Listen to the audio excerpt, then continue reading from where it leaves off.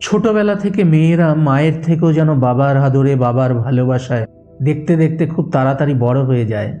কিন্তু মেয়েরা একটু বড় হলেই যখন তাদের শারীরিক পরিবর্তনটা শুরু হয়, তখন বেশিরভাগ বাবারাই তাদের মেয়ের এই পরিবর্তনটাকে খুব ভয় পায় এবং ধীরে ধীরে মেয়ে যত বড় হতে থাকে, বাবারাও যেন আস্তে আস্তে নিজেদেরকে তাদের মেয়েদের কাছ থেকে বেশ খানিকটা দূরে সরিয়ে নিতে থাকে। কিন্তু আপনি জানেন কি না জানি না, আপনার এই নিজেকে দূরে সরিয়ে রাখায় আপনার মেয়েটা অনেক বেশি কষ্ট পায়। কারণ আপনার মেয়ের হয়তো শারীরিকভাবে কিছু পরিবর্তন হলেও তার মনের দিক থেকে কিন্তু তেমন কোনো পরিবর্তন ঘটেনি। আপনার মেয়েটি কিন্তু সেই ছোট্ট মেয়েটিই আছে, তার চোখে আপনি সেই বাবাই আছেন। তার যতটুকু পরিবর্তন হয়েছে মনের, তাতে এখন আপনাকে তার অনেক বেশি প্রয়োজন আগের চেয়ে।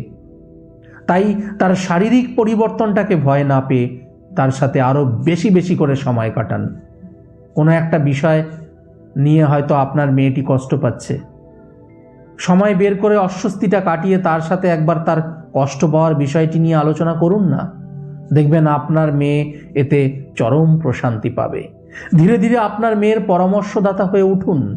একদিন দেখবেন আপনার গাইড পেয়ে আপনার মেয়ে এক আত্মবিশ্বাসী নারী হয়ে উঠবে এবং সে কখনো একটা ভুল পথে পা বাড়াবে না। একটা ভুল পথে পা বাড়ানোর আগে, একটা ভুল মানুষের সঙ্গে সম্পর্ক তৈরি করবার আগে সে আপনার কাছে এসে বলবে, আপনার সম্মানের কথা সে চিন্তা করবে।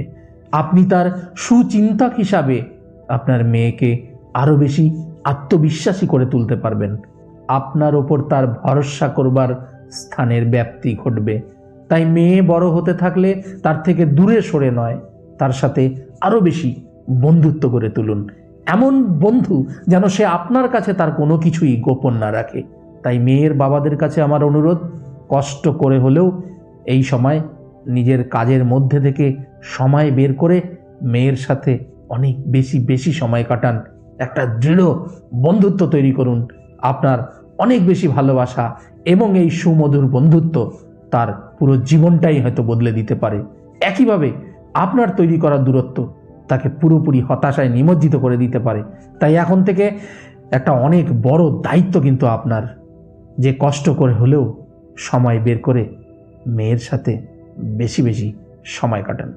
নমস্কার বন্ধুরা, ছোট্ট এই নিবেদন, যদি ভিডিও ভালো লাগে শেয়ার করবেন, লাইক করবেন, অবশ্যই সাবস্ক্রাইব করে আমাদের চ্যানেলের পাশে থাকবেন। সবাই খুব খুব ভালো থাকবেন, সুস্থ থাকবেন, অবশ্যই ভালো রাখবেন। জয় হিন্দ।